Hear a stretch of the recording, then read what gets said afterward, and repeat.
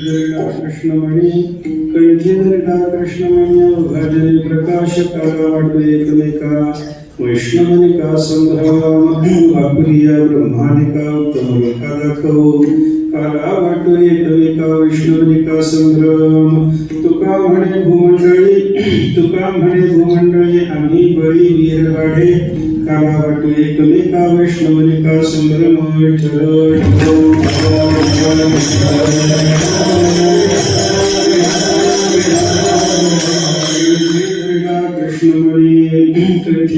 कृष्णमणी अवघाजनी प्रकाश काला वाटो एकमेका वैष्णवनिका संभ्रम सेवेकरता घेतलेला भंग जगद्गुरु संत श्रवण श्री तुकाराम महाराजांचा अत्यंत महत्वाचा संबंध आहे. काल्याच्या प्रकरणात आपण काल्याच्या कीर्तनामध्ये अभंगाचं वारकरी संप्रदायामध्ये विशेष महत्व मानलं जातं. तुकाराम महाराजाचा किंवा इतर संतांचा कोणताही अभंग कार्याच्या कीर्तनाची सेवा करण्याकरता निवडला जातो, पण बहुतेक काला वाटत असताना मात्र हा संबंध म्हणावा लागतो. विठ्ठल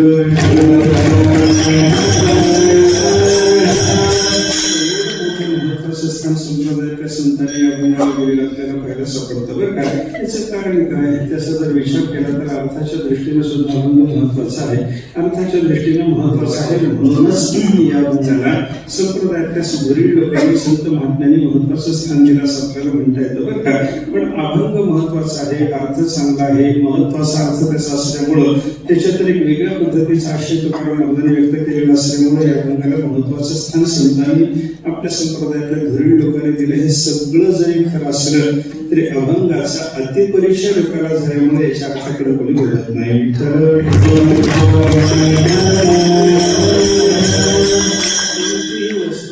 कोणतीही व्यक्ती असू द्या त्याचा अतिपरिचय चांगला नसतो असं म्हणलं जातं. बरं का, अतिपरिचयात अवज्ञा संतत गमनात अनुभवते शुभदेक असं भाषेकरांनी वर्णन केलं. अतिपरिचय झाला एखाद्या वस्तूचा किंवा व्यक्तीचा जर अतिपरिचय झाला तर त्याच्या अवज्ञा होते. सदा सर्वकाळ एखादा मोठा माणूस आपल्या घरी यायला लागला त्याची किंमत आपल्याला वाटत नाही असं होतं. बरं का, माणूस कितीही मोठा असू द्या बोलवल्या विना आपल्या घरी वारंवार जर यायला लागला त्याची किंमत राहत नाही. एखादी वस्तू कितीही किमतीची असू द्या त्याचा अतिपरिचय जर आपल्याला झाला तर त्याचं महत्व राहत नाही असा विचार आहे. बरं का, अतिपरिचय झाल्याच्या नंतर अवज्ञा होते हा जो नियम आहे या नियमाला धरून आपल्या संप्रदायातले कित्येक अभंग असे आहेत की त्या अभंगाला संतांनी महत्वाचं स्थान दिलेलं आहे. संप्रदायातल्या मोठ्या लोकांनी त्या अभंगाला महत्वाचं स्थान दिलं. रोज रोज ते अभंग आपल्याला म्हणावे लागतात अशी स्थिती असते. बघा, कधीही भजन सुरू करायचं म्हणलं की ज्ञानोबाचा रूपाचा अभंग म्हणावं लागतं की नाही? म्हणावं लागतं. कीर्तनाचं भजन सुरू झालं की सुंदर ते ध्यान तुकाराम महाराजाचा अभंग म्हणावं लागतं की नाही? म्हणला जातो. पण एवढं रोज रोज म्हणण्यासारखं या अभंगात वैशिष्ट्य असल्यामुळं या अभंगाची रोजच्या भजनात योजना केलेली असताना सुद्धा रोजच म्हणले जातात म्हणून कोणी त्याच्याकडे विशेष लक्ष देत नाही.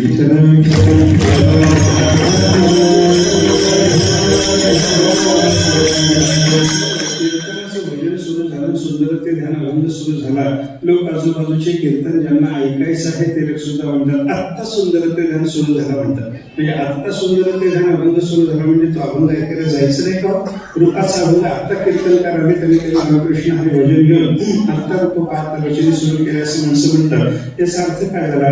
सुंदर ते ध्यान रूप पाहता रचने हे अभंग महत्वाचे आहेत म्हणून त्यांना रोज रोज म्हणावं असं स्थान दिलेलं असताना सुद्धा लोक मात्र त्याच्याकडे बघताना असं बघतात की बाबा हे रोजच आहे, ऐकलेलंच आहे, हे आम्हाला माहितीच आहे, याचा रोजचा परिचय आहे, याच्या अर्थाचा किंवा श्रवणाचा काही संबंध आपल्याशी येऊ नये असं जे लोकांचं होऊन बसतं त्याचं कारण काय? अतिपरिचय. सुंदर ते ध्यान रूप पाहता लोचनी अभंग किती महत्वाचे, किती सुंदर आहे, आशय किती चांगला आहे, हे सगळं जरी खरं असलं तरी त्याचा अतिपरिचय जसं आपल्याला त्या अभंगाच्या अर्थाकडे वळू देत नाही तसा प्रस्तुतचा कंठीधरिका कृष्णमणी हा जो कीर्तनाला घेतलेला अभंग आहे कार्याच्या प्रकरणातला अभंग आहे हा सुद्धा काल्याचा प्रसंग म्हणला की हा म्हणावाच लागतो.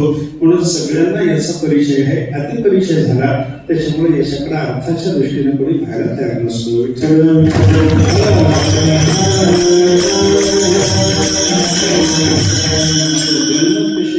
कोणत्याही वस्तूचा किंवा व्यक्तीचा अतिपरिचय झाला अनादर निर्माण होतो. पण त्या सुभाषितकारांनी अतिपरिचयाची अशी वस्तू आपल्याला सांगितली की त्याच्या एवढा परिचय दुसऱ्या वस्तूचा नाही तरी त्या वस्तूच्या संबंधाने आपल्या अंतःकरणामध्ये अनादर निर्माण होत नाही. अतिपरिचय झाला, त्याच्या एवढा परिचय दुसऱ्या कोणत्याही वस्तूचा नाही, पण त्या वस्तूचा एवढा दीर्घ परिचय असताना सुद्धा त्या वस्तूच्या बद्दल आपल्या अंतःकरणामध्ये अनास्था अनादर निर्माण होत नाही. त्या वस्तूचं नाव आहे संसार. विठ्ठल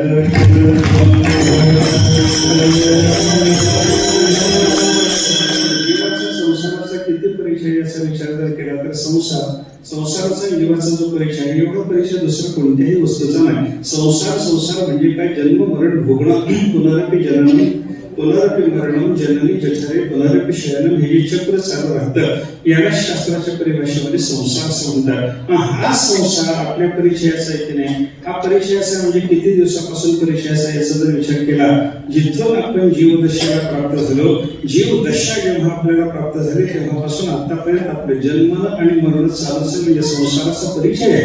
एवढा परिचय दुसऱ्या कोणत्याही वस्तूचा नाही. पण थोडा परिचय जास्त वाढला की मनुष्याला त्या वस्तूविषयी अनादर निर्माण होतो. पण संसार एक असा आहे की त्याचा कितीही परिचय झाला तर अनादर मात्र निर्माण होतच नाही. विठ्ठल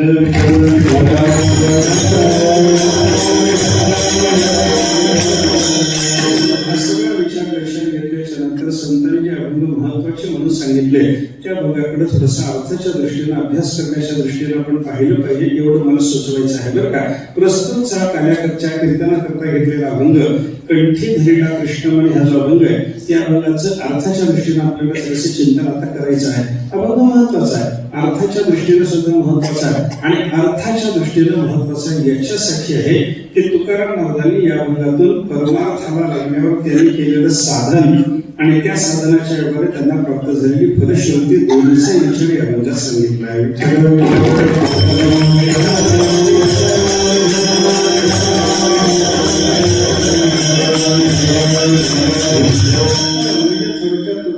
आपलं पारमार्थिक जीवन चरित्र सांगितलं म्हणायला हरकत नाही. आम्ही काय केलं आणि काय मिळवलं याचा विचार तुकाराम महाराजांच्याकडे सांगायला लागले बरं का. माणसाचं करणंही चांगलं असावं, माणसाचं मिळवणं सुद्धा चांगलं असावं. माणसाला चांगलं कधी मिळतं तर तो जेव्हा चांगलं काहीतरी करायला लागतो तेव्हा साधन चांगलं असल्याशिवाय फळ चांगलं माणसाच्या पदरात पडत नाही बरं का. म्हणजे फळ चांगलं आहे याच्यावरून त्याने केलेलं साधन चांगलं आहे असं आपल्याला अनुमान करता येतं. साधन चांगलं दिसलं म्हणून फळ चांगलं मिळेलच सांगता येत नाही.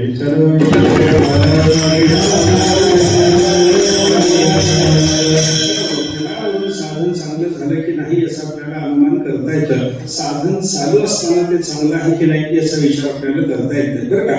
बघा, धूर आणि अग्नी या दोघांचा जो संबंध असतो त्याच्यावरून आपण एकावरून एकाचा अनुमान करत असताना जिथे धूर आहे तिथे अग्नी आहे म्हणतो, जिथे अग्नी आहे तिथे धूर आहे म्हणतो. तसं अनुमान कसं करता? जिथे धूर आहे तिथे अग्नी असणं हे पक्का आहे बरं का. जिथे अग्नी आहे तिथे धूर असेलच सांगता येत नाही बरं का. आजचा स्वयंपाक जर बघायला लागलं तर तिथे अग्नी आहे पण धूरच नाही, मग काय करतात? अग्नी आहे तिथे धूर आहे असं अनुमान चालत नाही. जिथे धूर आहे तिथे मात्र अग्नी आहे. त्याप्रमाणे विचार करायला लागलो आपण तर फल चांगलं मिळालं म्हणजे साधन चांगलं झालं म्हणता येतं. साधन चांगलं चालू आहे म्हणून फल चांगलं मिळेलच सांगता येत नाही.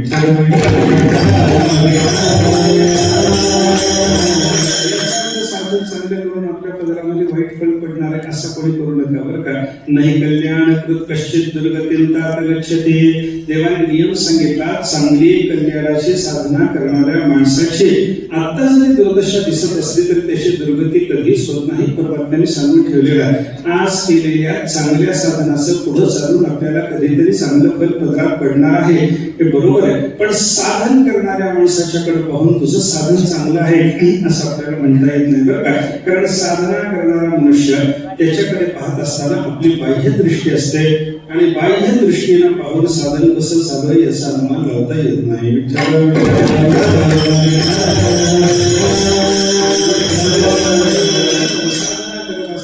साधना करीत असतो, वेदशास्त्रानं सांगितलेली साधना ही त्यानं करणं चालू ठेवलेलं असतं. पण ती वेदशास्त्रानं सांगितलेली आहे ती साधना त्याची चालू आहे. पण त्या साधनामध्ये दंभ घुसला, त्या साधनामध्ये लौकिक घुसला, त्या साधनामध्ये मानसन्मानाची अपेक्षा घुसली, त्या साधनामध्ये सांसारिक काहीतरी आपल्याला फळ प्राप्त व्हावी अशा पद्धतीची कामना घुसली त्याचं ते साधन वेदशास्त्राने सांगितलेलं असून विधियुक्त होऊन सुद्धा भावना बदललेली असल्यामुळे त्याचं साधन परमात्मा प्राप्तीच्या दृष्टीने उपयोगाचं ठरत नाही.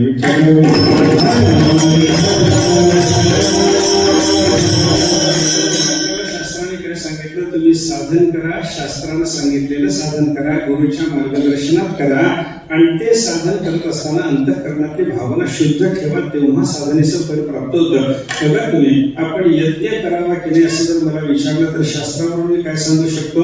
यज्ञ केला पाहिजे. यज्ञ भूताच्या पाळणा, हित कार्या कारणा वगैरे वगैरे तुकाराम महाराजांनी सांगितलं. सगळ्या जगताचं रक्षण होण्याच्या दृष्टीनं यज्ञ संस्था महत्वाची आहे, म्हणून यज्ञ केला पाहिजे असं मी सांगेन तुम्हाला, बरं का? मग यज्ञ केला पाहिजे असं आपल्याला कळालं की मग तो यज्ञ करायला पण तयार होतो, आपण यज्ञ करायला लागतो. पण यज्ञ करत असताना तो विधियुक्तच होईल असं आपल्याला सांगता येतं का? सांगा. पहिली गोष्ट, यज्ञ चालू आहे, तो विधियुक्त झाला की नाही याच्याकडे माणसाचं लक्ष असलं पाहिजे, बरं का? विधियुक्त झाला की नाही आपण ठरवू शकत नाही, ते शास्त्रच ठरवत असतं. आपल्याला काय दिसतं ते बाहेर दिसायला लागलं ते वेगळं आहे, बरं का? पहिल्यांदा यज्ञासारखं साधन केलं पाहिजे, ते विधियुक्त झालं पाहिजे. विधियुक्त होत असताना सुद्धा मोठ्या लोकांच्या मार्गदर्शनात झालं पाहिजे. आणि त्याच्यानंतर महत्वाची गोष्ट म्हणजे ते यज्ञासारखं साधन करत असताना अंतःकरणात दंभ, कामना अशा गोष्टी नसल्या पाहिजेत. मला संसारातला काहीतरी फळ प्राप्त व्हावं याच्याकरता म्हणून माझा यज्ञ जर झाला तर तो यज्ञ वाया गेला असं शास्त्रकार म्हणतात.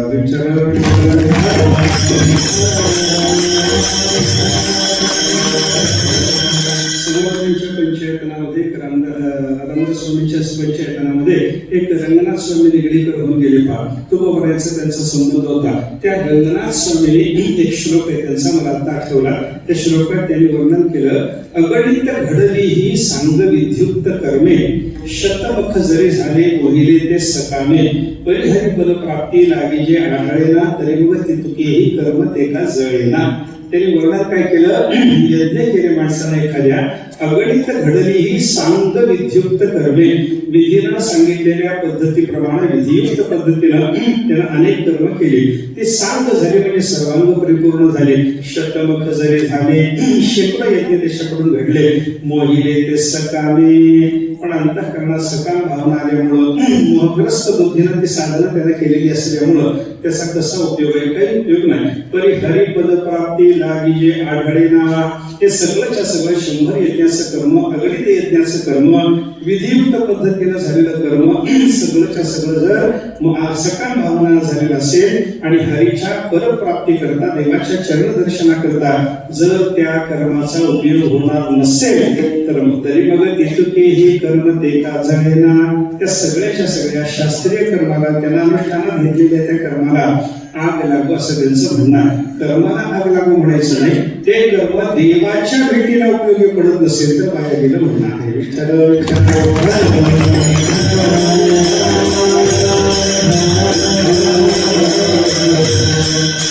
म्हणजे साधनानुष्ठान करणाऱ्या माणसाच्याकडे पाहिल्याच्या नंतर याचं साधन चांगलं चालू आहे असं आपल्याला दिसलं तरी ते चांगलं चालू आहेच असं म्हणता येत नाही. पण फलप्राप्ती झाल्याच्या नंतर मग मात्र यानं केलेलं साधन चांगलं झालं हे निश्चयानं सांगता येते, एवढंच मला सांगायचं, बरं का? फलबल कल्प्य असा शब्द शास्त्रात त्याच्याकरता आपल्याला पाहायला सापडतो, बरं का? फलाच्या बलाबरोबर साधनाची उत्तमता, तिची कल्पना आपल्याला करता येते. साधन उत्तम झालं कसं म्हणायचं? ते फल बल कल्प्य असतं. फळाच्या बळावरून त्याच्या उत्तमतेची कल्पना आपल्याला करता येते. साधन उत्तम झालं कधी म्हणायचं? आपण त्या फल चांगलं प्राप्त झालं की साधना उत्तम झाली असं म्हणायचं. आता तुकाराम, मी हे सगळं कशा करता बोलायला लागलो? प्रस्तुत अभंगाचा विचार करत असताना तुकाराम महाराजांनी त्यांची केलेली साधनही सांगितलेली आहे आणि त्यांना प्राप्त झालेलं फलही सांगितलेलं आहे. फळ चांगलं आहे म्हणून महाराजांनी केलेल्या साधनेला चांगलं म्हणावं लागतं.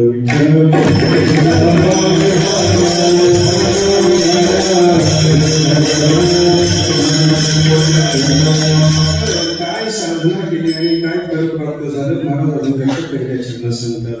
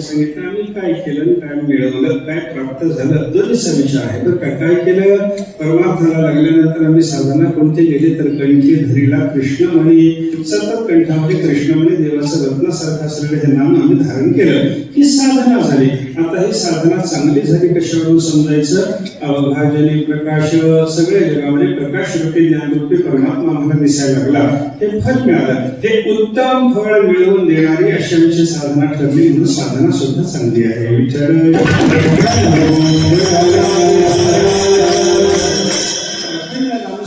साधना करून परमात्मा ज्यांना प्राप्त झाला त्यांची साधना चांगली झाली म्हणा.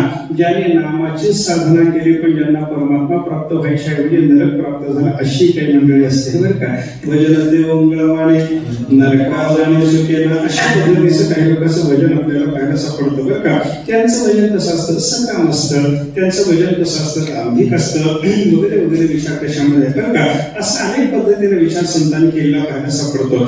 एखादा मनुष्य नामस्मरणासारखी साधना करायला लागला असं आपल्याला दिसतं, आपण त्याच्या पाया पडतो, आपल्याला त्याच्याशी आदर निर्माण होतो, काहीतरी समर्पण करावं वाटतं, सगळं खरंय. पण त्याचं भजन म्हणायचं का, स्मरण म्हणायचं का, याचा विचार करा ना. कबीर महाराजांचा एक दोहा प्रसिद्ध आहे, माला तो करणे फिरे जीभ फिरे मुख माही, मनवा तो चहुदिसी फिरे येतो सुमिरन नाही. कबीर महाराज म्हणतात मा हातात गरगर फिरत असते बरं का, मा हातात फिरत राहते, जीभ तोंडातल्या तोंडात फिरत राहते. गंमत कशी पहा, मा फिराय करताच निर्माण झालेली आहे, ती फिरली पाहिजे बरं का. जीभ सुद्धा तोंडातल्या तोंडात फिराय करताच निर्माण झालेली आहे, तिलाही फिरावं. पण अंतःकरणाला मात्र फिरायच्या वेळी शांत व्हायचं जर असेल तर ते इकडं तिकडं भटकायला लागलं किंवा कितीही जोरात माळ फिरवली तरी येतो सुनिर्णय नाही. विठ्ठल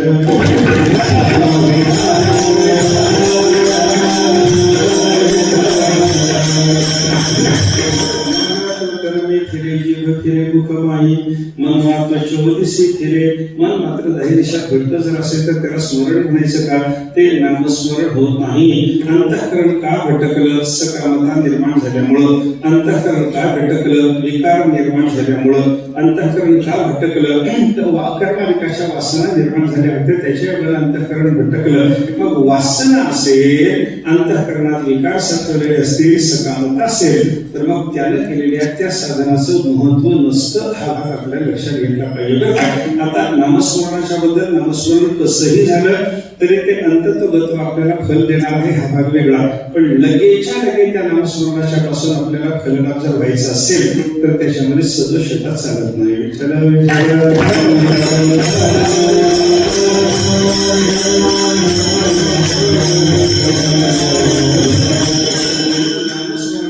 साधनाचं तत्काळ फल आपल्याला प्राप्त व्हायचं असेल असं वाटत असेल मला लगे फल मिळालं पाहिजे नामस्मरणाचं फल संतांनी काय सांगितलं नामस्मरण करत ताबडतोब मोक्ष मिळवा हे की नाही मुखे नाम हाते मोक्ष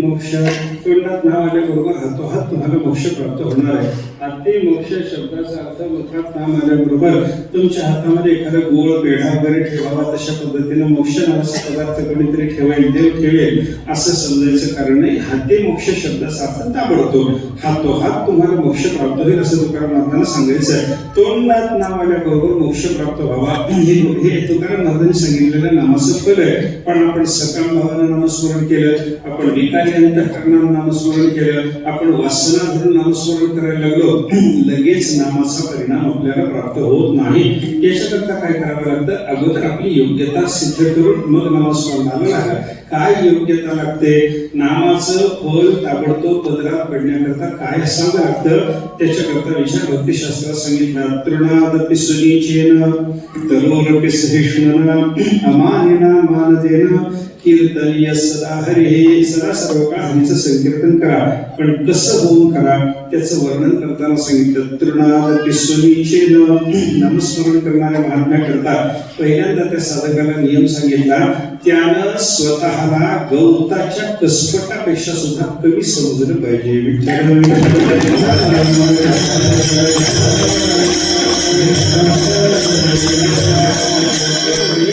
समजलं पाहिजे एवढी नम्रता अंगी असली पाहिजे की गवताच्या कसपटापेक्षा मी सामान्य हो माझी किंमत अतिशय सामान्य आहे अशा पद्धतीची भावना एवढी विनम्र भावना नामधारकाच्या अंतःकरणाला असावी तर नामाचं फल पदरात पडतं नाहीतर बहुतेक काय होतं नामस्मरण करणारी माणसं सांगतच करतात जर का मी ना रोज 21,000 जप करतो मी ना रोज 1,00,000 जप करतो असं सांगत फिरणाऱ्या माणसाच्या अंतःकरणाला विनम्र भाव आहे का माझ्यासारखा नामधारक कोण आहे अखंड नामस्मरण माझं चालू असतं असं जर कोणी बोलायला लागला तर त्याच्या ठिकाणी विनम्रता नाही म्हणजे नामस्मरणाचं फल पदरात पडण्याकरता पहिली जी साधना करायला सांगितली तीच जर तुझ्याकडे नसेल बाबा तर नामाचं फल तुला कसं मिळायचं विठ्ठल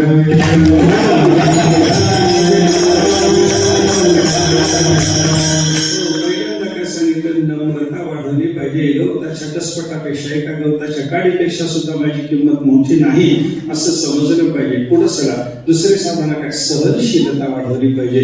तरोवरती सहिष्णुता, झाडाच्या ठिकाणी जशी सहिष्णुता असते की नाही, झाड किती सहनशील आहे विचार करा. झाडाला आपण किती त्रास देतो, झाडाची फुलं तोडतो, झाडाची फुलं तोडतो, झाडाची पानं तोडतो, झाडाच्या फांद्या तोडतो, झाडाची मुळं तोडून नेतो, झाडाची साल काढतो. आयुर्वेदाच्या दृष्टीने अहिंसेचे चिंतन सांगताना ज्ञानोबांनी किती सांगितलं, अजात शत्रू तरुवरा सर्वांगी लेवल्या शिरा, ऐसे जीव घेऊन धनुर्धरा कोरडे केले. अजात शत्रू असलेल्या त्या झाडाला त्याचा चिंत काढून घेण्याकरता माणसाच्या चेहरा मारून ठेवतात, त्याच्यातून येणारा श्राव घेऊन जातात. किती त्रास, किती त्रास. त्या झाडाला आपण एवढा त्रास देतो तरी झाडानं आपली सहनशीलता कधी भंगू दिली का? काही त्रास द्या, झाड सहनशील आहे. त्या झाडाची जशी सहनशीलता आहे, नामधारक साधकानं त्या झाडापेक्षा सुद्धा अधिक सहनशीलता धारण केली पाहिजे.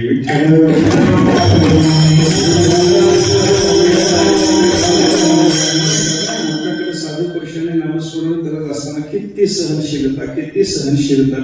जगद्गुरु तुकाराम महाराजांची किती सहनशीलता. शिवबा कासराच्या बायकोनं उकळतं पाणी अंगावर होतायचं, तुकाराम महाराजांनी नुसतं रामकृष्ण हरी म्हणत बसायचं. कोणत्याही प्रकारचा प्रतिकार, कोणत्याही प्रकारची विरुद्ध भावना त्यावेळी अंतःकरणात धारण करायची नाही. याला म्हणतात सहनशीलता.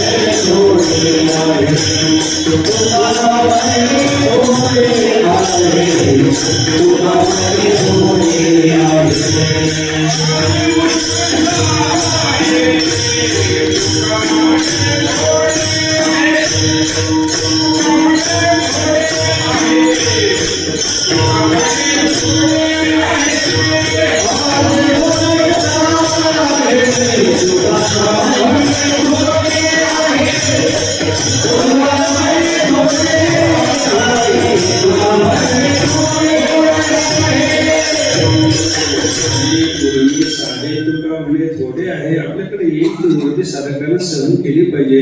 षडविकाराच्या उर्मी आपल्याकडे येतात किंवा उर्मी षटकाचा विचार सांगत असताना योगशास्त्रानं सांगितलं पहा, बुभुक्षा, पिपासा, शोक, मोह, जरा, मरण रूप उर्मी षटकम, या 6 उर्मी म्हणल्या जातात बरं का. आपल्याला लागलेली तहान, आपल्याला लागलेली भूक, बुभुक्षा, पिपासा, शोक, मोह, जरा म्हणजे म्हातारपण आणि मरण, या 6 उर्मी योगशास्त्रानं सांगितल्या. किंवा काम, क्रोधाधिक षडविकाराच्या रूपाच्या उर्मी आपल्याला सांगितल्या. साधकाकडे कोणतीही उर्मी आली तरी ती साधकानं सहन केली पाहिजे. नामधारक साधकाच्या करता शास्त्राने नियम विशेष सांगितला बरं का. तरोवरती सहिष्णुता, झाडाच्या पेक्षा सुद्धा सहनशीलता वाढवली पाहिजे. चैतन्य महाप्रभूच्या परंपरेतले ते हरिदास नावाचे महात्मा होते बघा. मुसलमान जाती जन्माला आली, पण कृष्ण नामाचं त्यांना वेळ लागलं. चैतन्य महाप्रभूचा संबंध घडला, त्यांना कृष्ण नामाची दीक्षा मिळाली. नाम जप करायला लागले. किती जप करावा त्याने? रोज 3 लक्ष नाम जप केल्याशिवाय हा महात्मा अन्न ग्रहण करत नव्हता.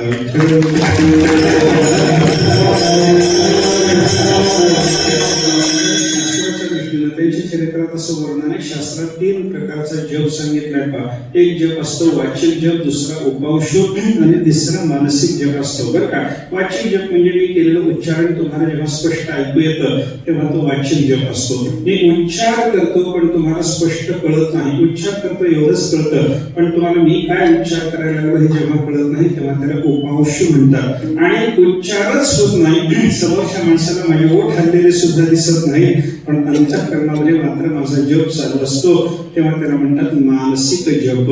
असा वाचिक, उपांशु आणि मानसिक 3 पद्धतीने जप करता येतो ना. हरिदासाने ठरवलं प्रत्येक प्रकारचा जप मी रोज 1 लक्ष करेन. कृष्ण नामाचा जप वाचिक पद्धतीने करताना ते 1 लाख जप करायचे, उपांशु पद्धतीने 1 लाख जप करायचे आणि शेवटी मानसिक पद्धतीने 3 लाख. आणि हे सगळं व्हायच्या यमुनेचं स्नान करून गावातून त्याने भिक्षा आणलेली असायची. ती यमुनेच्या पाण्यात पूर्ण बुचकळलेली असायची, म्हणजे मरणाची वाटी सुद्धा यमुनेच्या पाण्यामध्ये बुचकळायची. आणि सगळं आणून ही भिक्षा आपल्या आश्रमात ठेवून मग जपाला लागायचं. आणि 3 लाख जप झाले झाल्याच्या नंतर ते जे अन्न यमुने दुसकडून आणलेलं असायचं त्याचं सेवन करायचं. विठ्ठल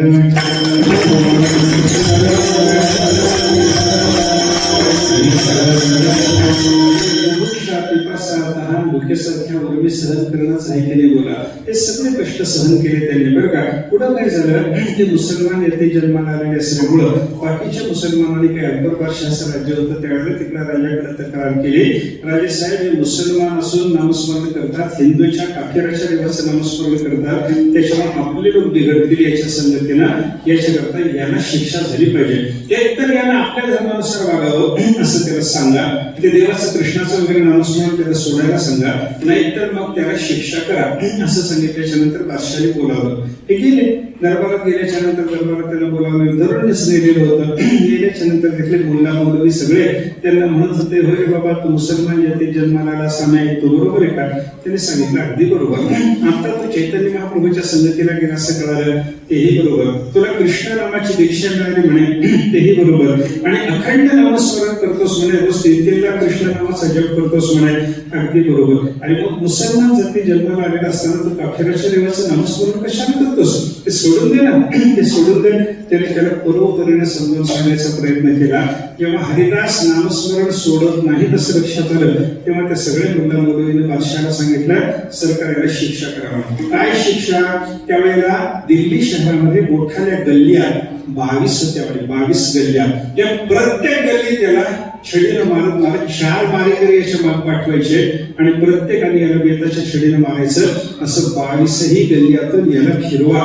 कसा पुढे कृष्ण म्हणतो बघू म्हणे आपण असं म्हणजे. त्याच्यानंतर लोकांनी करा, ते मारेकरी तयारच होते, ते सुद्धा तशाच पद्धतीच्या इशाऱ्याचे होते, ते मारायला लागले.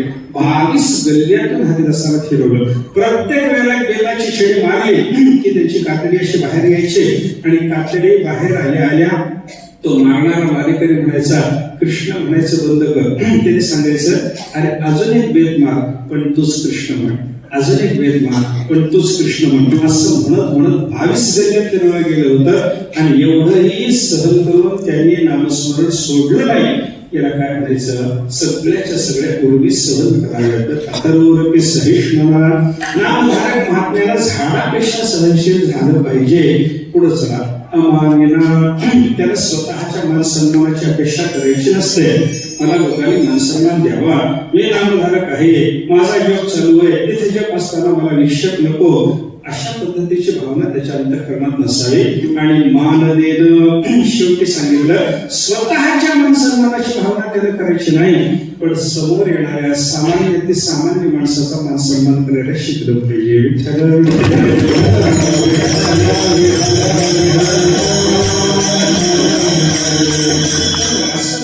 नामस्मरण केलं, संकीर्तन केलं तर त्या संकीर्तनाचं फल आपल्याला ताबडतोब मिळतं. असं जर संकीर्तन केलं नाही तर त्या संकीर्तनाचा परिणाम चांगला होत नाही. राम राम सब कोई कहे, ठक ठाकुर और चोर, जिस नाम से ध्रुव प्रल्हाद तरे वो नाम कुछ और. संतांनी सांगितलं, ठक ठाकूर चोराने सुद्धा राम राम म्हणावं असं चालूच राहतं, पण नामस्मरण करून प्रल्हाद ध्रुवासारखे महात्मे तरुण पिढी म्हणतात, त्यांचं नामस्मरण. आता आपण सांगितलेल्या 4ही पद्धतीच्या साधना अंगी बाणवून ज्यांनी नामस्मरण केलेलं असल्यामुळे त्यांना सफल ठरलं. विठ्ठल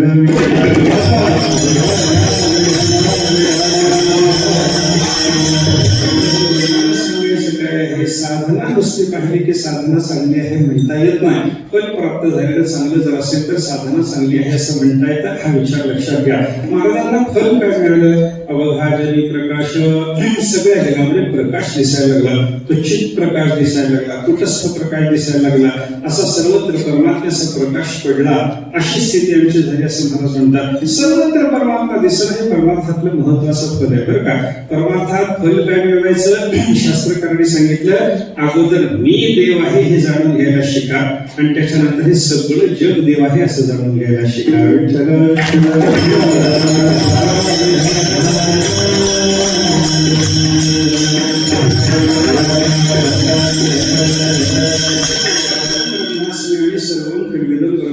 वेदातली ही 2 वाक्य आपल्याला लक्षात घेतले पाहिजेत बरं का.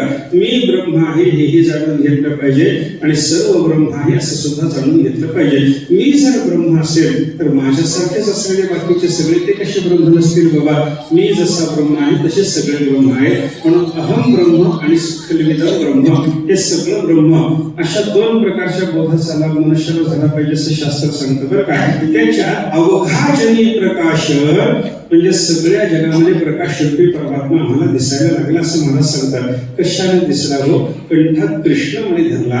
तर कृष्णमणी धरला म्हणजे अखंड देवाचं नामस्मरण केलं त्याच्यानं सगळ्या जगामध्ये परमात्मा दिसला असं महाराजांनी सांगितलं बरं का. आणि हा सर्वत्र परमात्मा दर्शनाचा जो कायद्याचा प्रसाद आहे हा आम्हाला एक मिळाल्याच्या नंतर आपण कोट्यपणानं आम्ही तर एकटा खाणार नसून वाटून सेवन करणार. मला दुसऱ्या चरणात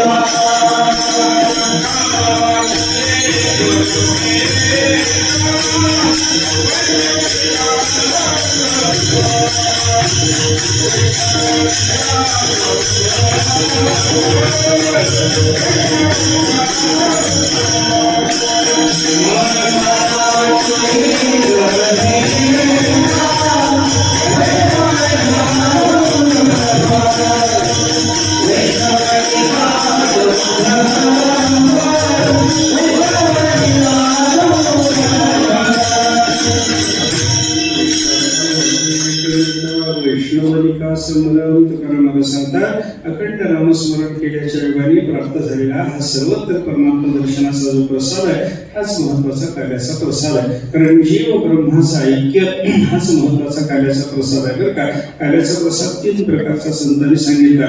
एक दहीला ह्याचा काला सांगितला, दुसरा हरिनामाचा खिचडी काला, प्रेमी महिला साधने असा नामस्मरणाचा काला सांगितला आणि तिसरा जो काला सांगितला तो तुका अग्नि काला कुठे अभेद देखील जीव ब्रह्माच्या ऐक्याच्या स्वरूपाचा तिसरा काला सांगितला बरं का. जीव ब्रह्माच्या ऐक्याचा काला हा खरा काला. त्या कार्याच्या प्राप्तीकरता साधन म्हणून करायचा काला नामस्मरणाचा काला आणि त्या नामस्मरणाच्या कार्याची सूचना देणारा काला म्हणजे दहीभाताचा काला.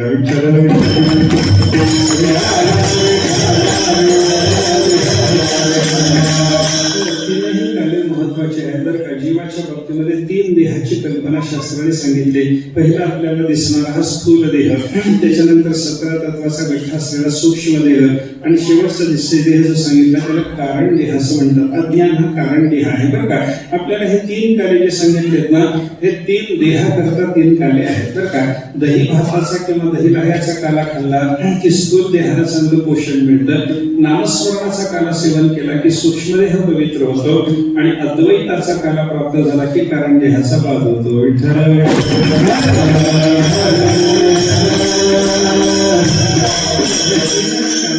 प्राप्त झाले पाहिजे तर महाराजांनी सांगितलं बघितलं सर्वत्र परमात्म दर्शन झालं म्हणजे सगळ्यात महत्वाचा काल्याचा प्रसाद प्राप्त झाला. हा काल्याचा प्रसाद आम्ही एकटे खाणार नाही, कारण परमार्थी संतांची भावना जर आपण पाहायला लागलो तर ते अटपटपटे नाही बरं का. आपल्याला जे प्राप्त झालं ते सगळ्यांना वाटून सेवन करण्याची संतांची प्रवृत्ती आहे बरं का. सेवितो हा रस वाटितो आनंद आणि कानातलं खातो का म्हणजे खातो आनंदाचे लाडू नका चलफडू घ्या रे तुम्ही तळमळ करू नका. मी जर आनंदाचे लाडू खात असेल तर तुम्ही सुद्धा माझ्याबरोबर आनंदाचे लाडू खाऊ शकता. मी जर भक्ती रसाचं समास्वादन करणार असेल तर तुम्हाला सुद्धा भक्ती रसाचं समास्वादन मिळवतो. या तुम्ही माझ्याबरोबर मिळवतो, मी तुम्हाला हे सगळं सेवन करायला देतो. ही जी तुकाराम महाराजांसारख्या साधू पुरुषाची भाषा आहे की नाही, याच्यातून काय लक्षात घ्यायचं, हे आपण खोटे नाही. मला जे मिळालं ते मी माझ्यापुरतंच मर्यादित सेवन करणार आहे असं नाही. कसं बघा, या अभंगातली भूमिका गोपाळाची आहे आणि काला म्हणलं की गोपाळाचा संबंध आला. गोपाळ म्हणलं की लहान लहान मुलं, 10-10 वर्षाची मुलं ते सगळे होते पण कशा पद्धतीचं चरित्र त्यांचं. आता लहान मुलाचा स्वभाव कसा असतो, लहान मुलाला समजा घरात आईने एखादा लाडू वगैरे खायला दिला, पोराला आनंद आहे की नाही, आनंद आहे. बरं, लाडू एकट्याने खाण्याच्या ऐवजी आपल्या मित्राला वाटून खाण्यामध्ये पोराला जास्त आनंद असतो बरं का. तसं या ठिकाणी महाराजांनी सांगितलं, आम्ही काला वाटू आम्ही एकमेकाला सगळे नवीन वैष्णवामध्ये काला वाटून सेवन करणार आहोत. वैष्णव निका, तर हा काला कसा आहे, वैष्णव आहे. वैष्णव म्हणजे भगवान महाविष्णूचा प्रसाद आहे, परमात्म्याचा व्यापक परमात्म्याचा प्रसाद आहे. आणि त्या व्यापक परमात्म्याचा प्रसाद असलेला हा काला निका म्हणजे शुद्ध आहे आणि शुद्ध ज्ञानाच्या स्वरूपाचा हा काला आम्ही जो सेवन करणार एकमेकाला वाटून तो कसा, संभ्रम शब्द सांगता आनंद असा बरं का. तिथं भ्रम शब्द काढा, त्याला समुपसर्ग लावा आणि चांगलाच भ्रम म्हणजे संभ्रम असं काही अर्थ करायचा नाही बरं का. संभ्रम शब्द कोशामध्ये जर आपण पाहिला तर जसाच्या तसा संभ्रम शब्द त्याला आपल्याला आनंद असा अर्थ मिळतो बरं का. म्हणजे आनंदाने विष्णूचा प्रसाद असलेला शुद्ध ज्ञानाच्या स्वरूपाचा काला आम्ही एकमेकाला वाटून सेवन करणार आहोत. विठ्ठल विठ्ठल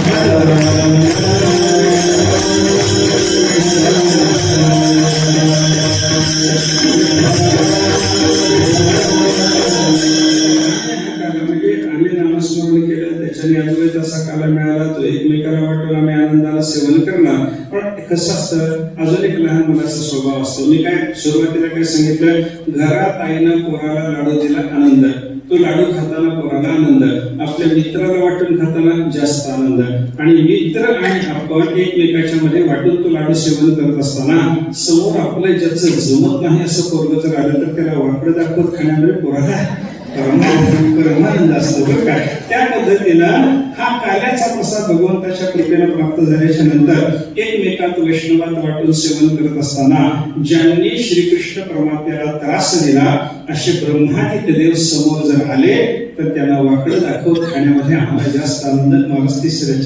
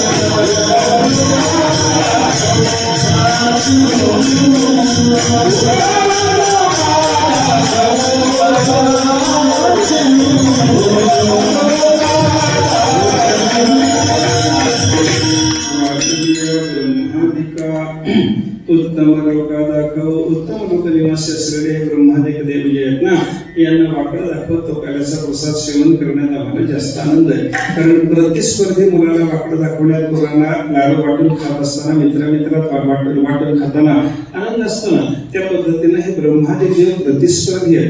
या इंद्राने, या ब्रह्मदेवाने भगवान श्रीकृष्ण परमात्म्याला त्रास दिलेला आहे आणि त्रास दिलेला असल्यामुळे गोपाळाच्या भूमिकेतून बोलत असताना महाराजांना हे प्रतिस्पर्धी जाणवले.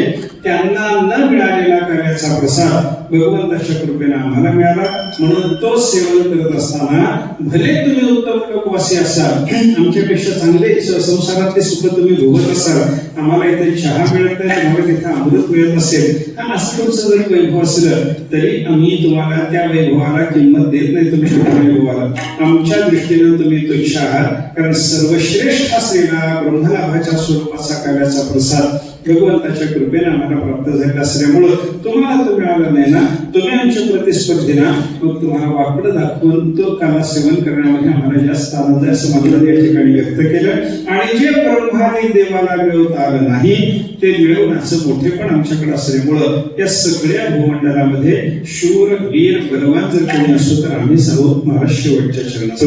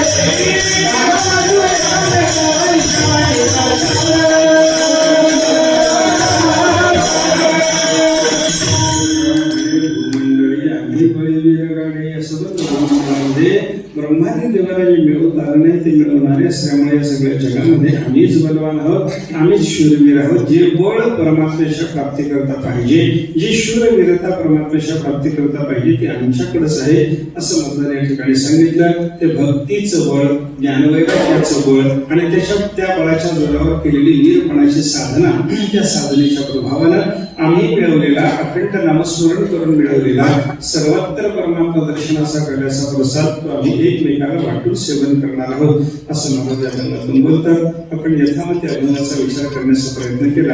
प्रसंग काल्याचा आहे, त्यामुळे देवाचं काल्याचं चरित्र थोडक्यात सांगावं लागतं. पण वेळ तुमची झालेली आहे आणि माझी झालेली आहे, कारण मला थोडंसं पुढच्या प्रवासाला बरंच दूर जायचं आहे. त्यामुळे अगदी थोड्या वेळामध्ये कार्याची लीला देवाची सांगतो. सगळ्यांनी मिळून एकदा प्रेमाने नामस्मरण करावं.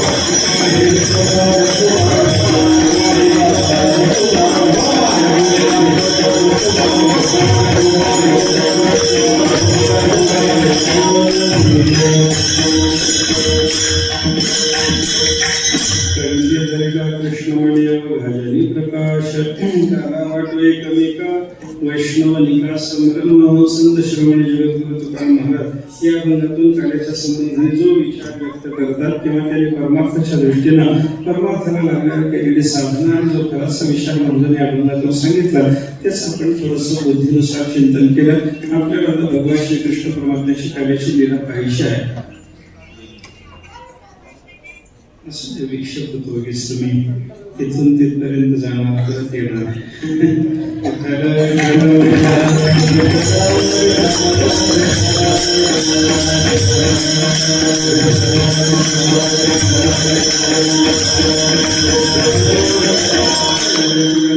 कार्यक्रम जो आपण साजरा करत आहात रामचंद्र प्रभूंच्या अयोध्येमध्ये स्थापना झालेली जी तारीख आहे त्या तारखेला धरून हा कार्यक्रम आहे.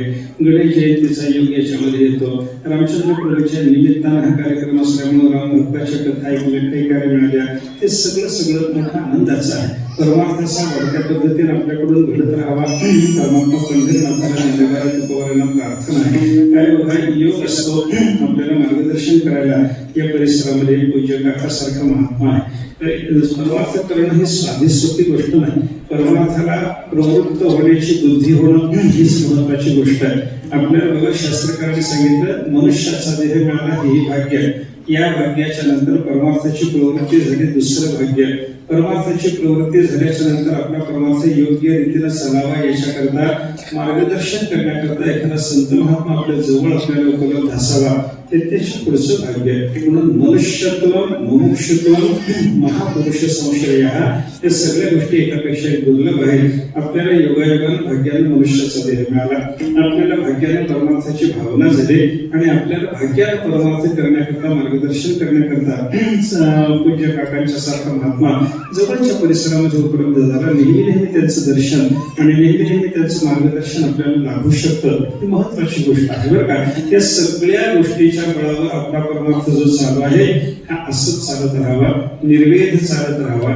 कंठी धरीला कृष्णवाणी ही साधना योग्य कधी ठरते प्राप्त होणाऱ्या फलानुसार त्याप्रमाणे आपल्याला योग्य फल प्राप्त होऊन आपला सगळा परमार्थ व्यवस्थित रीतीने परमार्थाची साधना उत्तम होण्यासारखी होऊन जावी अशी परमेश्वराच्या चरणाला प्रार्थना करतो. विठ्ठल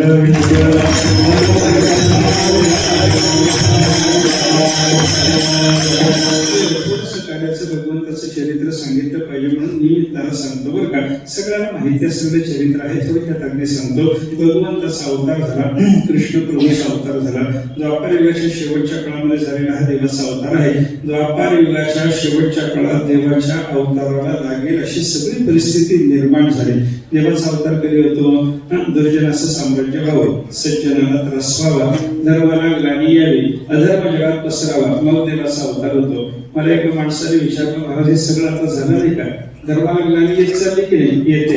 अधर्म पसरत चालला की नाही? पसरतोय. सज्जनाला त्रास होतोय की नाही? होतो आहे. दुर्जनाचं साम्राज्य झाले की नाही? झालंय. मग आता देव का अवतार घेत नाही?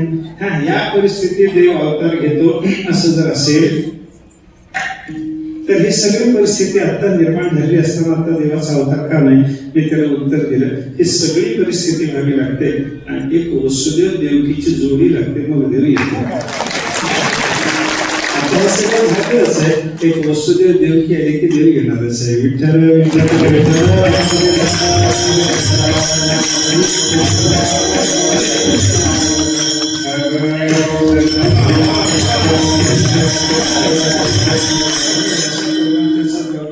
शेवटच्या काळामध्ये अवतार झाला. कंसाच्या बंदीशाळेत जन्म अवतीर्ण झाले. आता त्या बंदीशाळेतून भगवंताने मग गोकुळामध्ये जाणं गेलं वगैरे वगैरे देवाचं चरित्र आहे बरं का. काही लोक विचारतात आपल्याला, जसा रामचंद्र प्रभूंनी अयोध्येला राजवाड्यात अवतार घेतला तसा कृष्णाला राजवाड्यात अवतार घेता आला नसता का, असं लोकांचं म्हणणं आहे. पण कृष्ण चरित्र हे आपल्याकरता फार उद्बोधक आहे बरं का. विचार करा, देवाने बंदीशाळेतच अवतार का घेतला? या आणि बघा, देवाच्या चरित्रात देवाने अवतार बंदीशाळेत घेतला, पण बंदीशाळेत राहिले काय? लगेच बंदीशाळेच्या बाहेर पडल्यावर लगेच बाहेर पडले. याच्यातून शिकायसारखं काय आहे? आपण संसाराच्या बंदिवासात जन्माला आलो तरी लगेच बाहेर पडू शकतो हे शिकवायकरता देवाचा अवतार घेतला.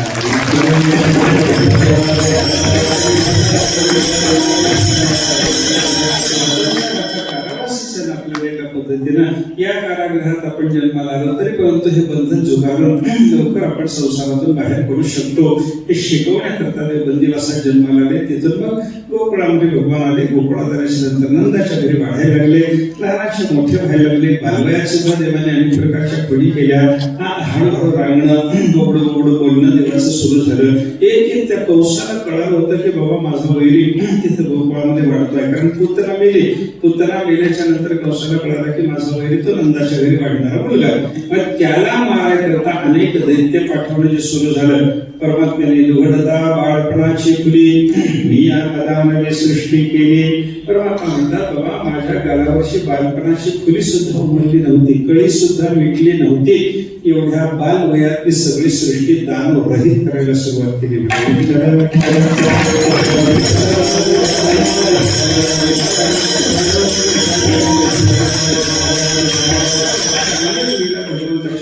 भगवान लहानाचे मोठे व्हायला लागले बरं का.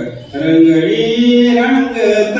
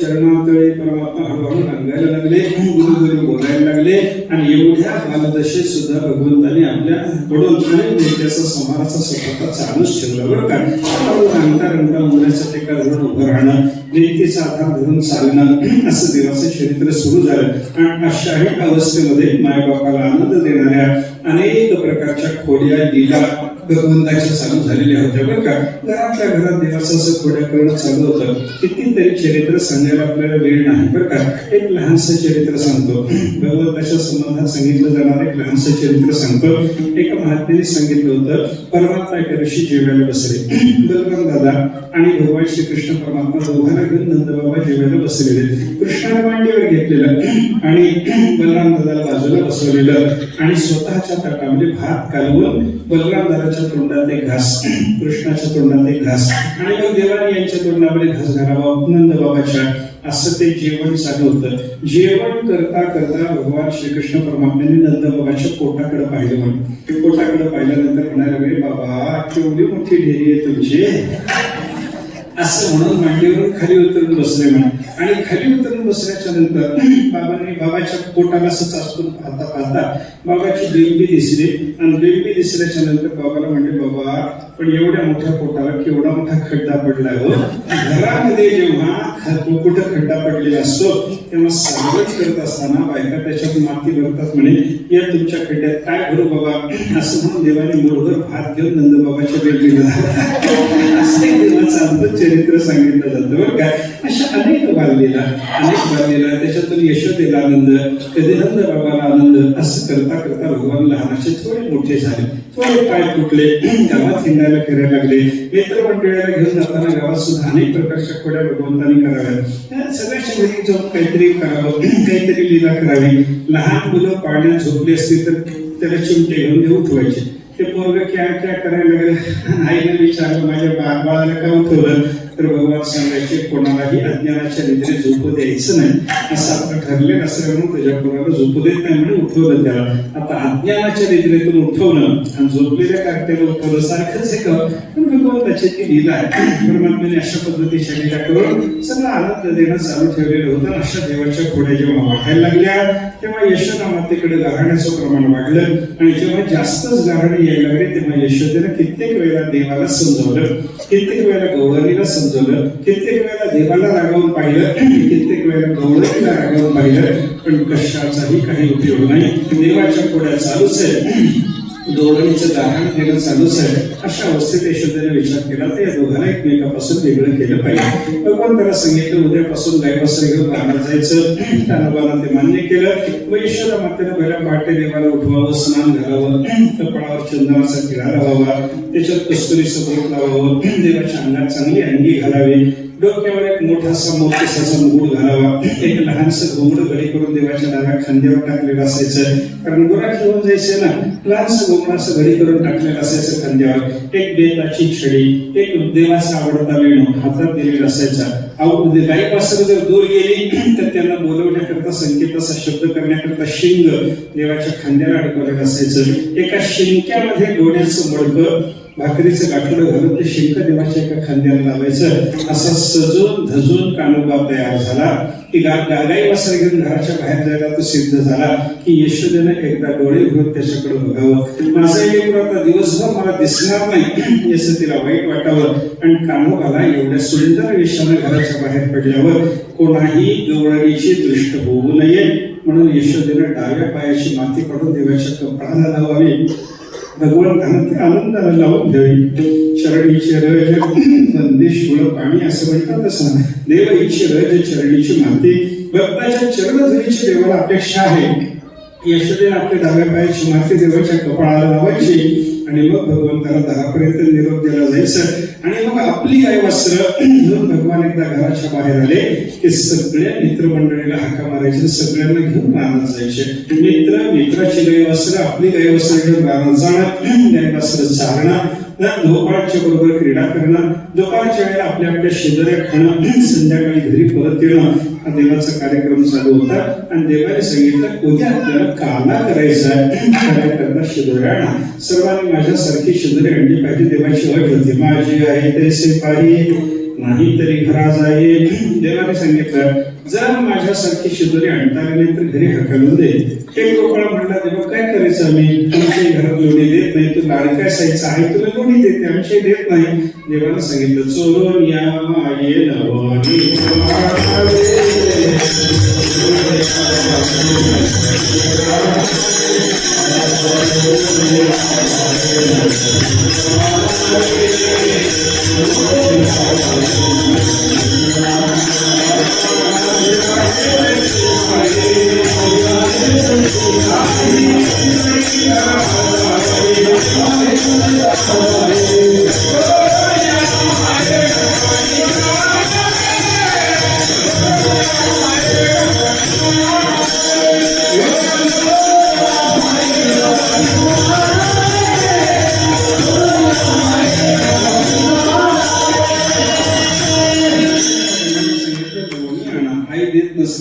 चोरी करा पण लोणी आणा.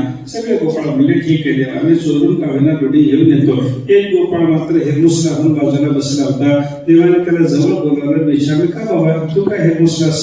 त्याला सांगितलं देवा उद्या मला खायला येता येत नाही. काय येता येत नाही? लोणी आणता येत नाही. का आणता येत नाही? तू घरी तुला सांगितलं नव्हतं, आईला सांगू नको चोरी करून घरून लोणी आण. त्याला सांगितलं देवा तसंही नाही, माझ्या घरी कोणीच नाही म्हणे. तू का म्हणे माझे कोणी नाही घरी, नका करू तरी मज पाया वेगळे. अशी त्या गोपाळाला प्रार्थना केल्यावर देवाने त्या गोपाळाला सांगितलं की बाबा तुला काळजीचं कारण नाही, माझ्या शेजारी लोणी तुला देतो पण तू करायला ये म्हणे. विठ्ठल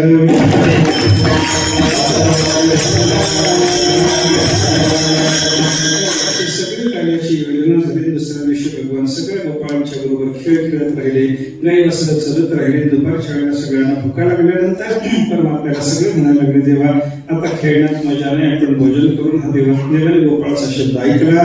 देवाने शिंग वाजवलं, रानात बनलेली गाई वस्त्र देवाच्या शिंगाचा आवाज ऐकून एका ठिकाणी जमा झाली. त्याला कळंबाच्या सावलीत आणून बसवलं. सगळ्या गोपाळाला यमुनेच्या वाळवंट टाकणं, कमल दलाकार त्यांची रचना भगवंताने केली.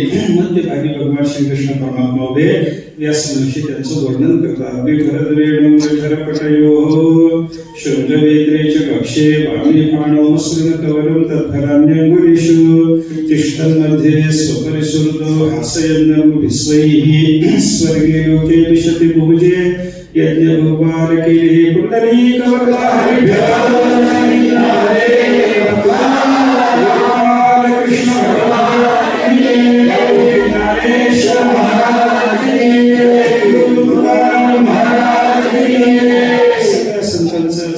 स्मरण आपण जसं केलं तसं भगवंताने सगळ्या संतांचं देवाचं स्मरण सगळ्या लोकांना करायला लावलं. सगळ्यांना यमुनेच्या वाळवंटात आणून बसवलं. कमल दलाकार रचना केली. मध्यभागी देव उभे राहिले. अंगावरचा शेला काढून देवाने कमरेला बांधून बांधला. त्याच्यात वेणू खोचून ठेवला. वाजवायला आणलेले शिंगल बेताची छडी डाव्या बगलेत दाबून धरले. डाव्या हातावर देवाने लोण्याचा गोळा घेतला. त्याच्याबरोबर तोंडी लावायला आणलेलं मीठ, लिंबू, चटणी, लोणचं कांड्यावर ठेवून दिलं. आणि सगळ्या गोपाळाच्या शेजाऱ्या एकत्रित करून देवाने स्वतःच्या हाताने त्याचा काला केला आणि पेंद्या करून सगळ्यांना शेजारी वाटायला लावले. सर्वांच्या हातात तो काल्याचा प्रसाद प्राप्त झाला. सगळ्यांना देवाने सौम्य विनोदाने हसून तो काल्याचा प्रसाद सेवन करायला दिला. असा भगवंताच्या सेवेशिवाय काल्याचा प्रसाद प्राप्त होत नाही. आपल्या संप्रदायाची योजना बघा ना. मोठ्या लोकांनी संप्रदायामध्ये 7 दिवस आपण सेवा करावी आणि 8वा दिवस देवाच्याकडून काल्याचा प्रसाद मागून घेण्याचा असं तो ठरवला. सेवा केल्याशिवाय प्रसाद प्राप्त होत नाही हा त्याच्यातला भाव आहे. म्हणून सेवा करायची आणि प्रसाद प्राप्त करून घ्यायचा. 7 दिवसात सगळ्या प्रकारची सेवा या ठिकाणी सप्ताहात आपण करायची आणि 7 दिवसात सेवा केली की पुढच्या वर्षी सप्ताह येईपर्यंत सेवा करायचीच नाही. मंडपाकडे यायचंच नाही, देवाकडे यायचंच नाही असं नसतं बरं का. आपला हा सप्ताह जो संत महात्म्यांनी लावून दिला हा कशा प्रकारे लावून दिला बघा. या सप्ताहात यावं, सप्ताहात संप्रदायपूर्वक कशी उपासना केली जाते ते पाहावं आणि अशीच उपासना हे शिक्षण घ्यायचं, प्रशिक्षण घ्यायचं इथे येऊन आणि अशीच उपासना वर्षभर करायची. पारायण कसं करायचं असतं इथे येऊन पाहायचं, वर्षभर आपण घरी पारायण करायचं. हरिपाठ कसा म्हणायचा असतो इथे येऊन पाहायचं, वर्षभर आपण हरिपाठ म्हणायचा. हा कीर्तन कसं असतं इथे येऊन पाहायचं आणि कुठंतरी जवळपास कीर्तन असेल तर कीर्तन ऐकायला, प्रवचन ऐकायला जायचं. हे शिक्षण घेण्याच्या निमित्तानंच आपल्याकरता संत महात्म्यांनी ही सप्ताहाची योजना लावून दिली हे लक्षात घ्या. आणि त्याच पद्धतीनं सप्ताहात घेतलेल्या शिक्षणाचं वर्षभर पर्यंत आपण अवलंबन करत राहा एवढी सर्वांच्या चरणाला प्रार्थना करतो. गाथा ज्ञानेश्वरी नित्य वाचत चला, हरिपाठ नित्य म्हणत झाला. एकट्याने स्वतःने हरिपाठ म्हणला मी वारकरी आहे माझा नियम झाला असं समजू नका. घरातल्या मुलाबाळांना सुद्धा हरिपाठाचं गाथा ज्ञानेश्वरीचं वळण लागलं पाहिजे, नामस्मरणाचं वळण लागलं पाहिजे. याच्यासाठी 10-5 मिनिट का होईना कुटुंबातल्या सगळ्यांना घेऊन बसून ही साधना करायला लागा. याच्यावर आपलंही कल्याण होतं आणि आपल्या पुढच्या पिढीला सुद्धा कल्याणाचं साधन लावून दिल्याचं श्रेय आपल्याला प्राप्त होतं. ते लक्षात घेऊन सर्वांनी कार्य केलं पाहिजे. मी सर्वांच्या चरणाला पुन्हा एकदा विनंती करून सेवा पूर्ण करतो. ज्ञानेश्वर